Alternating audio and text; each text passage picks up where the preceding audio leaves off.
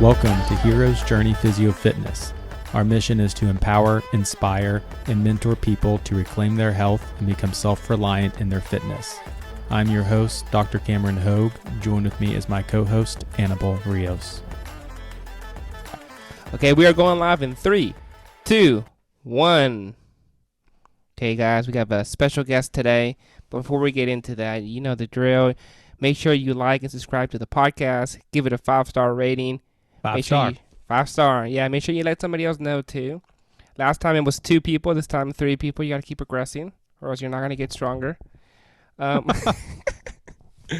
right, Cam. So who's our guest today? So today we have Garrett Ferguson.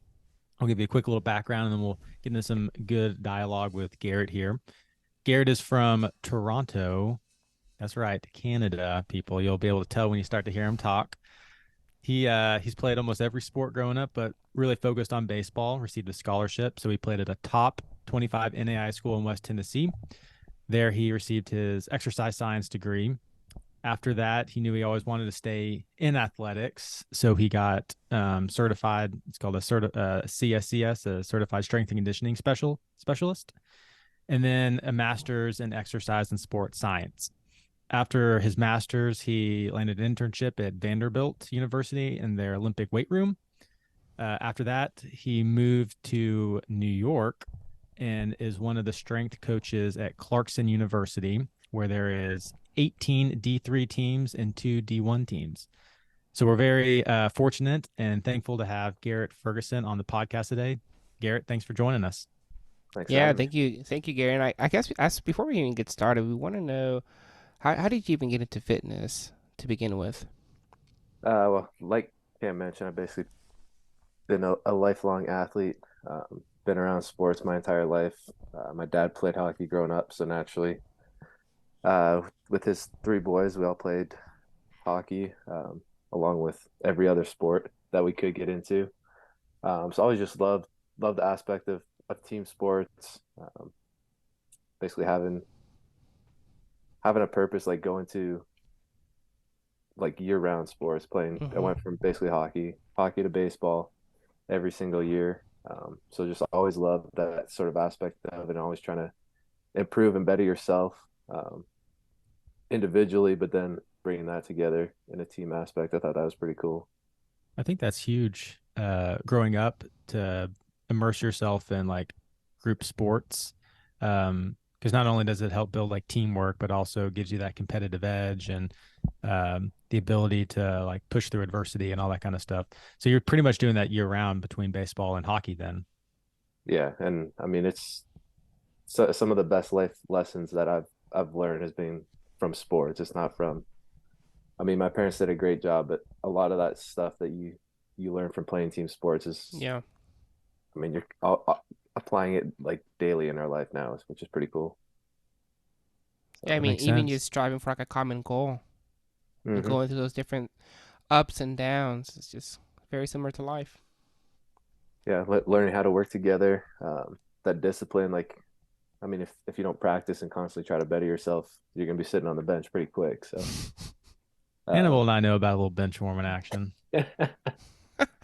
Listen, somebody has to hold the clipboard and give people water. Someone's got to smack people on the butt and say, "Attaboy." Good game. Might as well be these hands. Oh man. So you were in sports your entire life. When did maybe transitioning? What about lifting? Yeah, when did that happen? So I played at a pretty serious travel ball team up in Toronto, and we always lifted like as a team, but it was still pretty fresh. So we lifted, but I still didn't really understand like why I was doing it or how it was going to better me. Even into college, the first 3 years, kind of lifted here and there, mostly in the off season. But then going into senior year, that summer, and then even throughout that senior year season, I actually lifted consistently and like followed the program. And it was like night and day. My production, like my stat numbers, my senior year was better than my first 3 years combined. So it was just like, dang, okay, son. this actually helps you. It was Yeah. just crazy to see when you actually like apply it and are consistent with it, which is key, how What much difference it can make. what was that switch for you? What switched between those first 3 years and then that last year?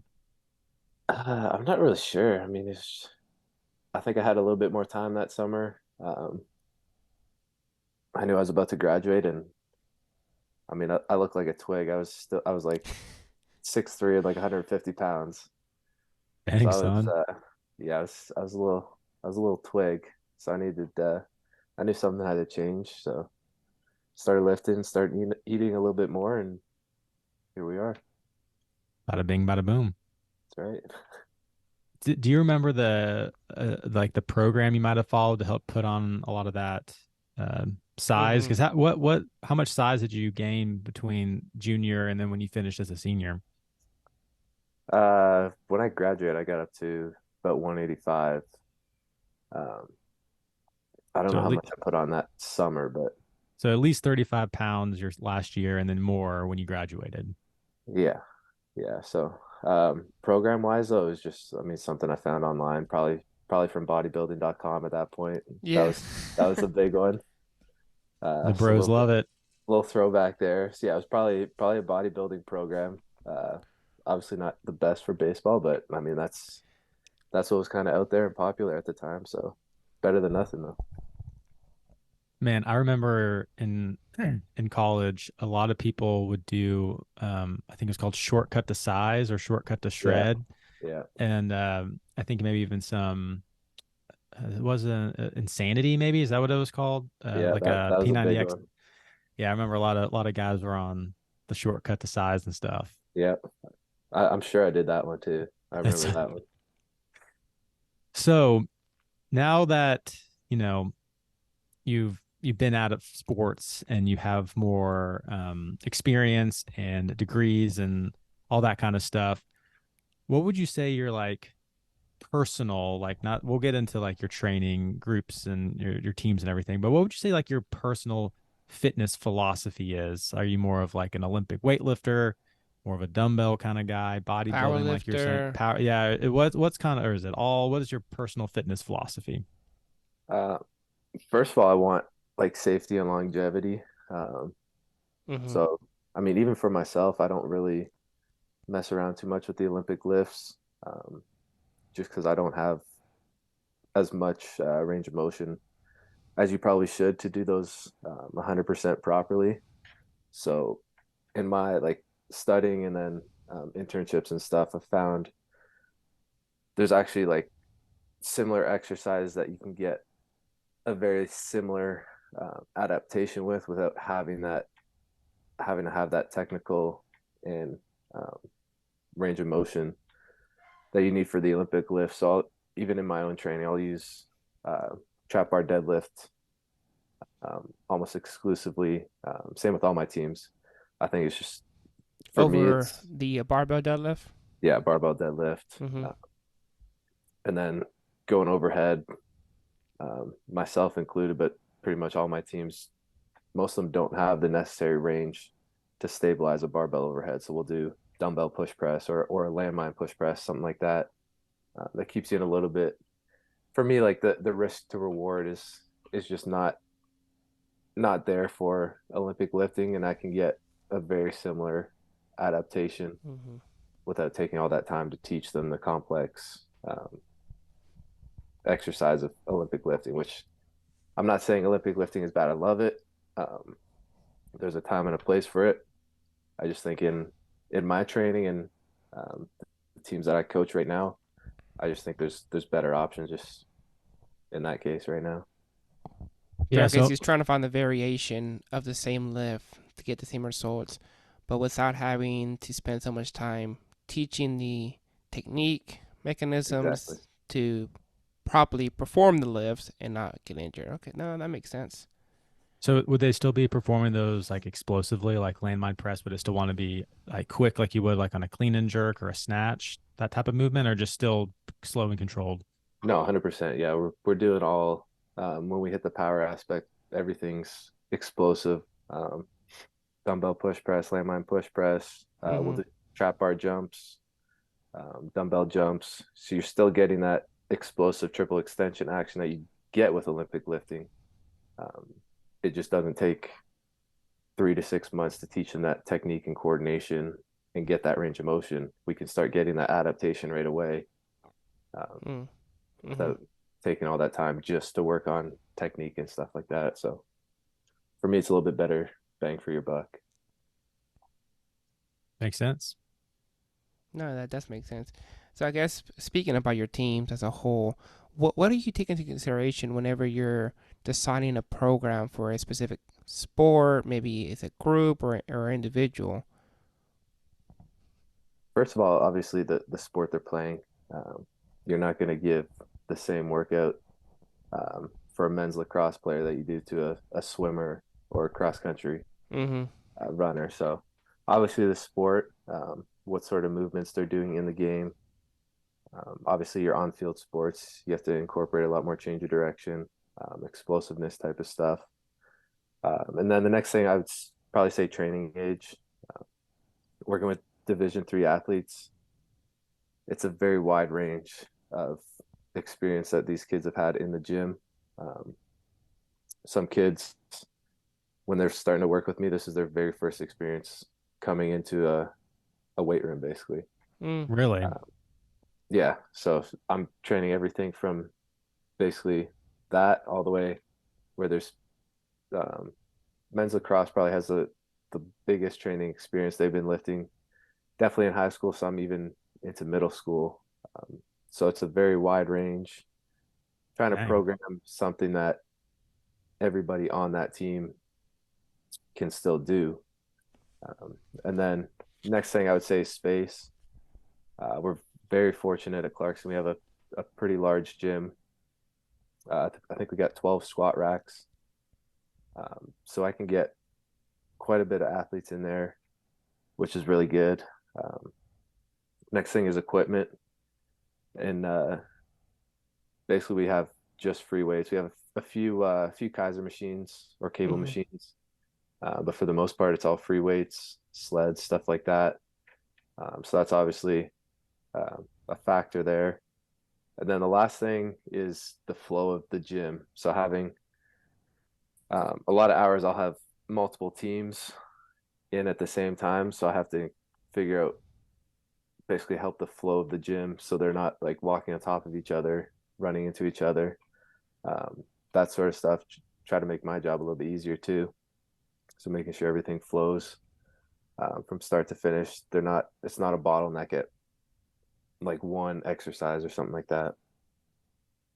So that sounds pretty complex. Then you're not only just taking into consideration someone being almost a beginner in terms of their weightlifting and someone being more advanced, but then you're having multiple people in the weight room with multiple teams and then trying to coordinate between all the equipment. So that's some advanced programming and maneuvering, it sounds Yeah, it like. is. I thought that maybe it would be broken up in the sense that, okay, this sport is going to be in the gym from X hours. This sport's going to be in a separate, but it sounds like they're all in there at the same time. Yeah, it's kind of the situation we have at Sure. Clarkson right now. Just with their facilities right now, we kind of have to share the space because we don't have access to it basically all hours of the day. So we have to be Mm. very, very efficient with it. But yeah, that's probably the biggest difference from, when I was working as a personal trainer with like one person going towards working with a full team or multiple teams at the same time. So would you say there may be some overlap in some of the exercises you're maybe prescribing to individuals or groups, just so Yeah, you can kind of get them in and out a little bit quicker? yeah, and I'll use that's the thing. I'll use a lot of the same exercises, for all my teams. It's just how you implement them. Mm-hmm.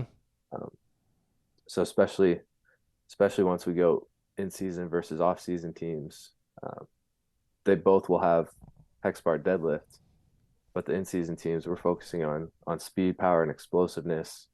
Where the off season teams we're trying to build some muscle and strength at that time. So the rep range and the weights are going to be, completely different, even though the exercise is the exact same. That makes sense. So right now it's, I guess, it's the fall. So what teams are, I guess, in New York are in season right now?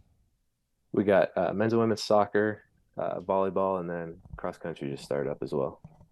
Gotcha. So maybe specific here, what would be the difference, or like what are you programming right now for your cross country team that you're not maybe for your volleyball team? Yeah, so going back cross country, a lot of their training age, they're a lot newer to the gym. Um, so we're going a lot more basic exercises, stuff that's a little bit easier technique wise to pick up. What are some Um, of those basics that you're giving them? so if you compare the two, say we'll go dumbbell or yeah dumbbell goblet squat with cross country right now, to help Mm-hmm. group that good squat form. Whereas if we go volleyball, we've been safety bar back squatting with that because their training age is a little bit higher. Um, because they've been in the gym a little bit longer, they're a little bit stronger. We know So we volleyball can needs do the that. squat, you know? That's right. I guess that does vary. I mean, even when I think about high school, there were some athletes, some sports, they didn't go to the gym at all. They didn't lift. Hmm. Whereas there was, when you think about football, they were in the gym all the time. So I guess that does vary from sport to sport, and then with the individual, if they play multiple sport or if there was a one sport athlete, they may have no experience whatsoever. Yeah, and that's like I said, that's one thing you have to take into account. Even on one team, you have people that have different training ages, Mm-hmm. so you have to program something that everybody is able to do well, basically, to succeed. And now, would you maybe, as you're making your program, then specifically say, okay, you as an individual, do you assign them different lifts or exercises to do on their own based on where they're at? Yeah, if they want some personalization, Mm-hmm. I'll definitely talk with them about that. But for the most part, when they're in there with the team, we'll do the same exercise. I'll just be prescribing different weights, um, and Mm-hmm. stuff like that, so we can still get, even though it's the same exercise, I can still get an adaptation that's suitable for each person. So you Even might, so I guess, do you work with percentages from their one rep mats? Is that kind of what you base yeah, it off of? for all their big lifts, yeah, we do Yeah. that. So we'll start testing here next week. Get a good baseline for their major lifts, and then yeah, I'll prescribe them percentages. So even though they're all doing the same lift, they have different weights they need to hit to get enough progressive overload for themselves, basically. Mm-hmm. Mm-hmm. Is there a difference? I know you were kind of alluding to it earlier between like preseason, in season, and postseason training like regimens and everything. What do you like to focus on? Let's go maybe like postseason. So like they're not maybe volleyball in the spring or in the summer when they're not in season. Um, what do you kind of like to focus on postseason wise? That's the best time for me to hit a little bit higher volume and strength work. So that's when I'll give them a little get into a little bit more hypertrophy range. That way, I'm not worried about if they're sore day to day. They're not playing multiple times a week like in season, so it's okay for them to be a little bit sore um, day to day. There, we'll hit some heavy strength work, basically trying to build up the base of the pyramid. Um, I like to Mm-hmm. say so, trying to widen that base, get them stronger. That's where we'll put on some size and strength. Basically, is the main thing I like to hit. For those who Uh, don't know, what are you talking about when you're saying like the base of the pyramid? so basically, the base is, um, I mean, if you think of building something, you need a strong foundation. So before we get to your explosive um, power and even your Olympic lifts, if you don't have the necessary strength, um, necessary range of motion, stuff like that, it's going to be very difficult for you to hit those explosive power movements if you don't have a strong base of strength, hypertrophy, mobility, stuff like that. So that's where we're trying to expand that pyramid. And eventually, as we work up to season, we're working higher up that pyramid, Hmm. getting them more explosive, starting to incorporate a little bit more change of direction, if So that's what they're maybe starting out more strength focus during yeah. the So off season. very basic stuff. All your heavy barbell stuff, heavy dumbbell Mm-hmm. stuff, stuff like that. And then as we progress from the off season, we'll get a little bit more what people like to say sports specific. So we'll hit more exercises that kind of resemble what they're going to hit on field, basically. Yeah, that totally makes sense. This is, I mean, I guess this is just school specific too. Are postseason workouts like mandatory, or does it just depend on the sport team and the coach? You know what I'm trying to say? Yeah. So with the NCAA, we can't mandate off season workouts. Um, but the nice thing about Clarkson is the culture is really good there. So the captains kind of take over, and um, like I said, it's not mandated, but everybody's kind of expected to be there because at the end of the day, you're a team. Yeah. So How do you if you're recommend it? yeah, exactly. Wink, Um, wink. yeah, so the captains do a great job there, making sure everybody's kind of pulling their weight in the off season. Because I mean, the last thing you want to do is take 6 months off after your season, come back and you're dragging the rest of the team down because you didn't put the work in, Mm. but everybody Hmm. else did. So that's it's really the culture has improved drastically. Even the I'm only going into my second year here, but even from last year, the culture in the weight room and with all the athletes is really good. I'm really proud of what's going on there. Heck yeah. Yeah, and I guess one last question was the whole in season, postseason, and whatnot is, do you maybe reduce the number of days they might be lifting too? Maybe they lift more when they're off season, and does it start to ramp up, and then you start to peel back the number of days and lifts once they're Yeah, in exactly. season? Yeah, so off season we're going 3 to 4 times a week, and then my in season teams we're pretty much going 2 maybe 3 times a week depending on their schedule. Mm-hmm. But again, the volume is drastically lower for in season teams. They're not trying to PR in season, right? Yeah, exactly. Which Mm-hmm. we're still I'm still trying to build a little bit in season. Like I want them to peak in their postseason. I don't want them to peak day one. So it's not just maintenance. In season, I still want them to build. It just that that line is not going to be as steep as an off season. I see. That makes sense. Totally makes sense. No, definitely. So I guess since you do have a lot of new lifters that come into your program, what advice do you typically give them, or would you give someone who's maybe a newer lifter? First thing is I want all my athletes to be safe in the weight room. So even workout to workout, I'll demonstrate every exercise we're doing. Hit on a couple main pointers on technique cues, but then I'm always walking around making sure they are keeping that good technique, making sure they have a spotter when necessary there. But if it is somebody that needs a little bit more work, I try to spend a little bit more time making sure they get the concepts and the main like technique cues before we add weight. Basically, Mm. I want to make sure they're moving well with basically body weight before we add any external load to that.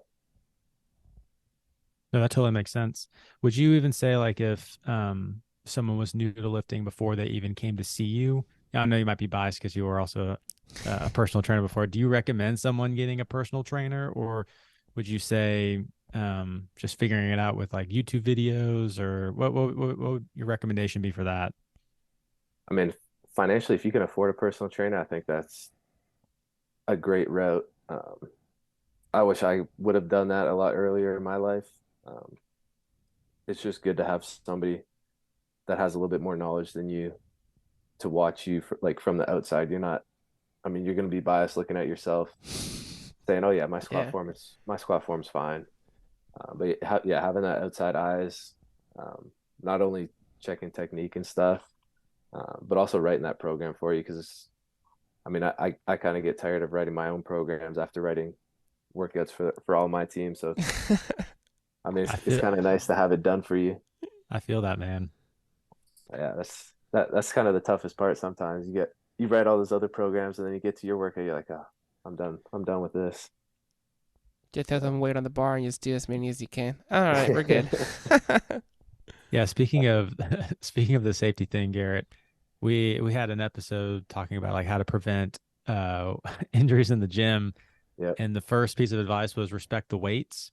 And like about a month ago, maybe a month and yeah, over a month ago, it wasn't even like push day or bench day, but I was like, you know what I'm going to do? I'm going to rep out 100 repetitions with the barbell just to get a nice little pump in the session.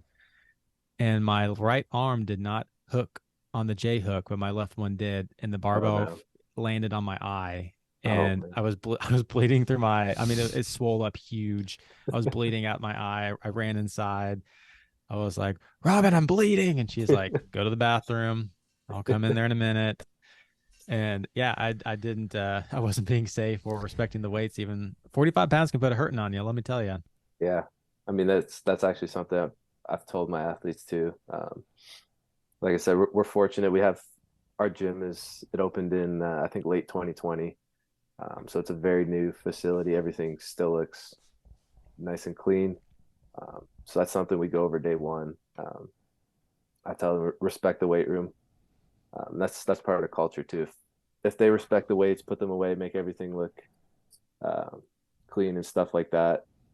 Not only does it, I mean, kind of help with some discipline, but um, I mean, I think you get a little bit more out of it too. You I don't mean, like, strike me. You don't strike me as a yeller, but have you ever had to yell at anybody for not respecting? uh, probably not yell. I usually try to take them aside um, individually, but yeah, yeah. I mean, you're right there. I'm not a football strength coach screaming in your face every rep. So You just give him that stern fatherly advice. I'm disappointed in you, son. exactly. You know Okay, why you're so here. yeah, you didn't respect the weights. Now you have a black eye. So going maybe back to like someone who hasn't come and seen you yet, you know, you're not their coach. What about maybe high schoolers, let's say, who are wanting to improve their athletic performance in the weight room? Is there any advice you'd give them so that way they'd be, you know, better for their sport, but also when they go to college, they won't be such as a beginner coming and seeing you? Yeah, and I know there might be some varieties based on the sport, but are there some general principles you would give to someone? Yeah, I mean the biggest thing I would say stick to your compound exercises, um, your squats, deadlifts, bench press, pull up, stuff like that, where you're hitting multiple muscle groups. Um, that's going to have the biggest carryover effect. I mean, it's a little bit more coordination, but you're training full body as opposed to just like a single joint bicep curl. I mean, a squat is going to translate a lot better to any sport than just doing a bicep curl or something like that. Hmm. Uh, next thing I would even my lifts today, I still train full body every single day. I tell my athletes that they are athletes. We're not bodybuilders. Um, when they're on the field or the court, whatever it is, they're using their entire body every single day. We're not just using your legs one day, just using your upper body one day. So, I mean, even in the weight room, we'll train full body every single day. Same way they do in practice. They're not training, for the most part, they're not just training one aspect of their body. So, So you would say Yeah. you have full body splits, just maybe different emphasis on a body part, or is it still just I mean, if they're fresh to the weight room, a very basic program hitting all compound mm-hmm. exercises, I think that would do wonders for them. Um, if that differentiate, like once they get a little bit more experience, that's where we can add in a little bit more technical exercises or start adding in a little bit more power stuff. But like Mm-hmm. I said, if they don't have That that strong foundation? foundation, it's kind of hard to build on something. So I would say if they're fresh, work on building that foundation, those big compound exercises, get strong, um, hammer that technique, and then the rest is going to come. Yeah, those newbie gains are real. You work on your push pull squat and keep adding Exactly. weight, you'll blow up. Yeah, I know you guys did the starting strength one, Mm-hmm. which is basically just that. It's all compound lifts, hammering technique, hammering, making sure you get strong, basically. And I mean, something like that is would be pretty solid, I think. I mean, we've posted a video about it, but I mean, what was your starting deadlift, Annabelle, when we first started that powerlifting program? Was it like 185 or 135? It was low. I can't remember, but And yeah. then Homeboy pulled 405 not too long ago. So the basics work, people. Garrett knows what he's talking about. Mm-hmm. Yes, I've been following Annabelle's journey. It's been impressive. Been Thanks, putting man. some work in. We have a we have some fun rapid fire questions we kind of want to end the podcast on today. And you know, if there's anything else you want to discuss, we obviously we're more than welcome after these little Yeah, rapid before fire yeah. questions. But basically you're just gonna pick one, okay? There's gonna be two options, you pick one, okay? All right. And Annabelle and I will just kind of alternate. I'll say the first one, he'll go second. We'll just kind of walk our way through, okay? All All right. right. Upper body or lower body? Upper body. Barbells or dumbbells? Dumbbells, Push ups or pull ups? push-ups. CrossFit, yay or nay? For me, nay. Long runs or sprints? Sprints, definitely. Waffles or pancakes? Waffles. Hot That dog can or hamburgers? Definitely a hamburger there. Good answer. Canadian bacon, eh? That's right. Well, Um, Garrett, is there anything else that we haven't talked about that you feel like would be relevant for the listeners, or you feel like we covered a lot of things? I think that's the main stuff. Um, I know you guys have a lot of kind of beginners trying to figure out what to do. So yeah, stick with the basics, build that foundation. Once you're comfortable there, then you can find the next step, and the next step will naturally come too. But yeah, hammer the basics. You can never go wrong hitting those compound exercises and getting strong. Strength is key. Strength's probably the king of everything you can do. So Can't go wrong getting strong. that's right. Well, Garrett, we're very thankful that you took the time to chat with us this morning and share your expertise and strength and conditioning, and especially for athletes and everything. So we're very very very thankful. I definitely Yeah. are. Thanks, Garrett. Thanks for having me, guys. And just remember for all the listeners out there that you are human and we should not seek perfection, but daily improvement. All right. See you All guys. right, see you guys.